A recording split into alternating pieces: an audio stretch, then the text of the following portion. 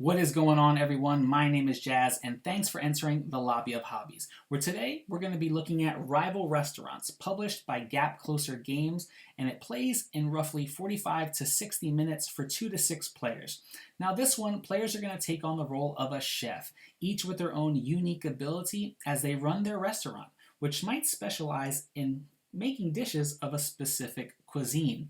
Now, players are going to be gathering ingredients all while trying to complete recipe orders and garner enough popularity points to be declared the winner.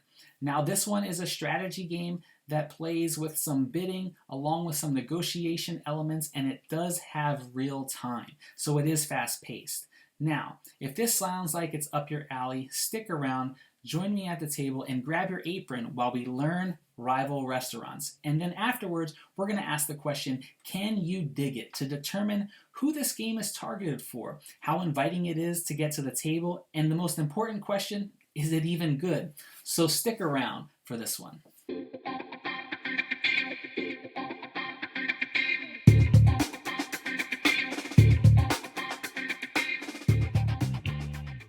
Here we have the setup and components for rival restaurants. Over to the left is the game board with the various markets that players will be visiting to purchase ingredients, like the Vegetable Land, the Fruit Stand, Carptastic, the Chop Shop, Dairy King, the Mystery Mart, and in the center, the Island, where players will be going to discard garbage, purchase action cards, as well as various upgrades for their restaurants. They will also be discarding various ingredients for the recipes that they are cooking throughout the game.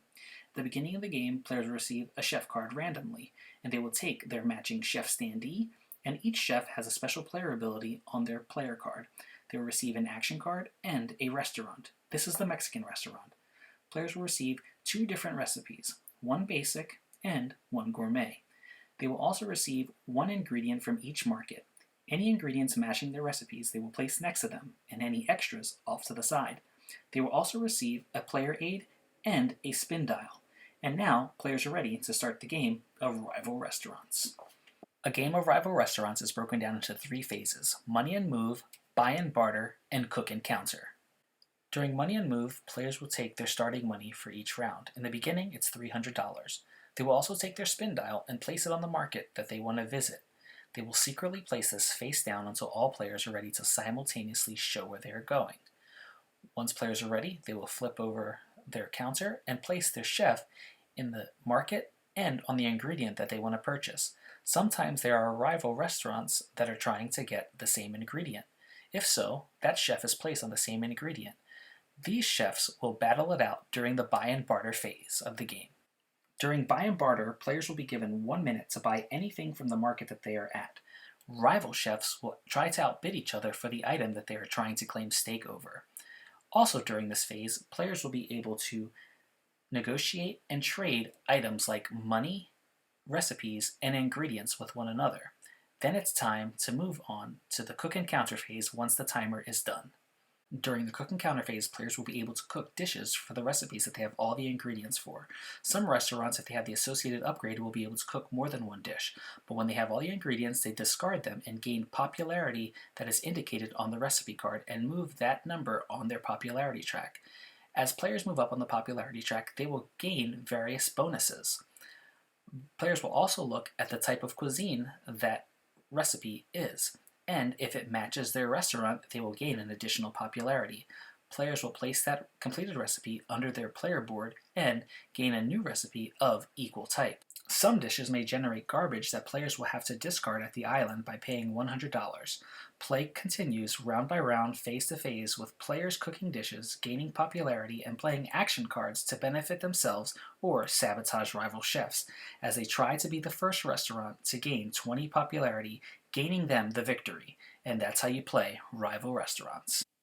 All right, so let's get into it with who the target audience for this game is.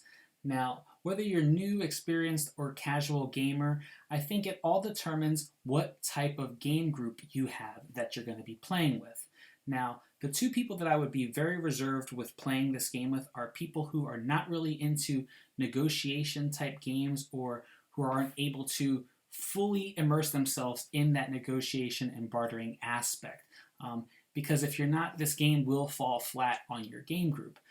Secondly, people who are really not into take that aspects of games. This game, you might have that moment where an opponent will play a card and it will steal an ingredient right from under you, thus preventing you from fulfilling an order. Maybe that might have you win the game that round, and that little swing will allow your opponent to win the game, or have a heavy advantage maybe going into the next round, having you have to replan out your strategy for the next round. Again, this game is light strategy. It's not very heavy in what you're looking for, but if someone who is looking for a heavyweight type game or something that has a little bit more complexity, you're definitely not going to find that here. The box says 10 years and over, which I think is right about the sweet spot, because I think kids at that age, and maybe some kids who are younger, will be able to understand the negotiation aspect, which is the meat of this game, which is really what makes this game shine. Now, if you're able to have a game group that can enjoy the crosstalk and the bartering back and forth with each other, and the trading, I think you will have fun and be able to enjoy what this game was designed for, which was to have a lightweight game at the table that everybody can have some laughs and joke about, and not take, have hard feelings when someone plays a card on you that steals half of your money from underneath you. This is a game that does have that take that elements, but the take that elements are designed to be funny with the people that you are gaming with. Another thing about this game is it could lead way to people creating little alliances. They're only going to trade amongst each other in hopes that one of them are going to win. Now, if you have players in your group that are like that, this is definitely probably not going to be the game for you or your group. But it may shine with another group of people that you game with. So just take that all into retrospect when checking out rival restaurants. All right, so let's talk about artwork and theme and how inviting all that was to get this game to the table. Now, I really appreciate the artwork. It reminded me of a Cartoon Network TV show with the cartoons. You have a character that reminded me of Johnny Bravo, and we were everybody at the table was even speaking their Johnny Bravo voice with that character. But we had fun with it, and I think the artwork was designed exactly for that, to have fun, make this game very lighthearted. One thing that I personally appreciated was how the board layout was. Well, although it was simple, you had your markets around the outside of the board, but you had this centralized island.